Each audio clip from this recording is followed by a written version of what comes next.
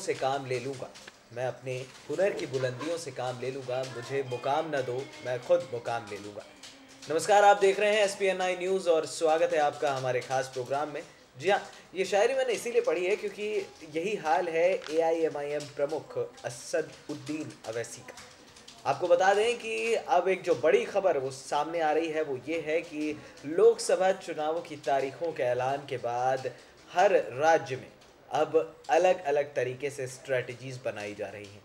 उत्तर प्रदेश में सबसे ज़्यादा लोकसभा सीटें हैं, ये बात तो सभी जानते हैं, लेकिन उत्तर प्रदेश के बाद जो सबसे ज़्यादा सीटें जो हर पार्टी लेना चाहती है वो सीटें हैं महाराष्ट्र में। जी हाँ, महाराष्ट्र की 48 सीटों पर इस बार चुनावी दंगल देखने को मिलने वाला है, लेकिन इस बार मैदान पर तीसरी पार्टी भी शामिल होगी और गठबंधन की राजनीति फिर देखने को मिलेगी।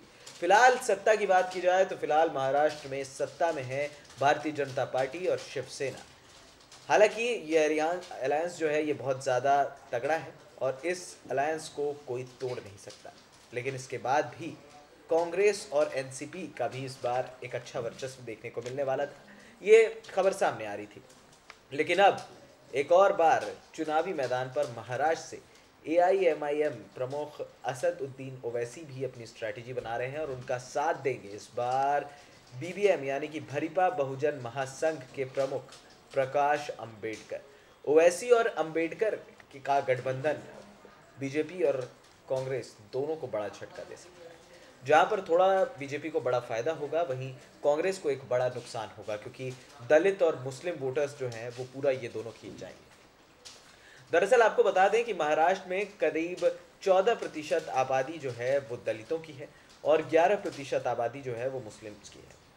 ऐसे में ओवैसी यानी AIMIM और BBM के गठबंधन के बाद दलित और मुस्लिम वोटर्स यानी कि ऐसा अंदाज़ा लगाया जा रहा है करीब 25% वोटर्स जो हैं वो इन दोनों के साथ चले जाएंगे, जिसके बाद बीजेपी और कांग्रेस को बड़ा झटका तो लगेगा। लेकिन अगर आप देखें तो शिवसेना में जो मराठी सपोर्टर्स वो उनका वर्चस्व शिवसेना के साथ है, तो बीजेपी और शिवसेना के साथ उनका जो एक बड़ा जो उनके लिए एक सिरदर्द बना हुआ था वो ये था कि भाई क्या हम दलितों और मुस्लिमों के वोट बैंक खींच पाएंगे। लेकिन अगर वोट बैंक वो नहीं खींच पा रहे हैं तो यहाँ पर सीधा फ़ायदा बीजेपी को भी होगा, क्योंकि यहाँ पर कांग्रेस और एनसीपी के जब हाथ में वोट बैंक नहीं लगेगा तो फिर बीजेपी की जीत थोड़ा सा आसान हो जाएगी, क्योंकि हम सभी जानते हैं कि प्रकाश अंबेडकर का जीतना मतलब सीटें ज़रूर काट सकते हैं, लेकिन बहुमत के साथ वो सीटें नहीं ला सकते, थर्ड फ्रंट ज़रूर खड़े हो जाएंगे। ऐसे में यहाँ पर कांग्रेस की क्या स्ट्रैटेजी होगी। हालांकि प्रियंका गांधी को मैं उस दिन सुन रहा था, उन्होंने कहा कि मुद्दों पर बात की जाएगी, तो यहाँ पर महाराष्ट्र में मुद्दे कौन से बड़े बड़े हैं ये भी समझना बड़ा ज़रूरी है। यहाँ पर किसानों की कर्ज माफ़ी का भी बड़ा मुद्दा है, आदिवासी आंदोलन है, कई ऐसे मामले हैं जहाँ पर फिलहाल बीजेपी और शिवसेना नाकाम रहे हैं। हालांकि इनके गठबंधन के बाद ये तो तय है कि देवेंद्र फडणवीस अगर इस बार भी लड़ते हैं तो वो ही आगे भी कंटिन्यू करेंगे। लेकिन फिलहाल अगर आप सिनेरियो देखें तो यहाँ पर ओवैसी और प्रकाश अंबेडकर के हाथ मिलाने से कांग्रेस को बड़ा झटका लगा है। करीब करीब 11% आबादी जो है वो मुस्लिम आबादी है और AIMIM का फोकस साफ तौर पर वहीं होगा और 14% जो दलित वोटर्स हैं उन पर फोकस होगा यहाँ पर BBM यानी कि भारिपा बहुजन महासंघ का, जिनके जो सचिव हैं वो हैं प्रकाश अंबेडकर।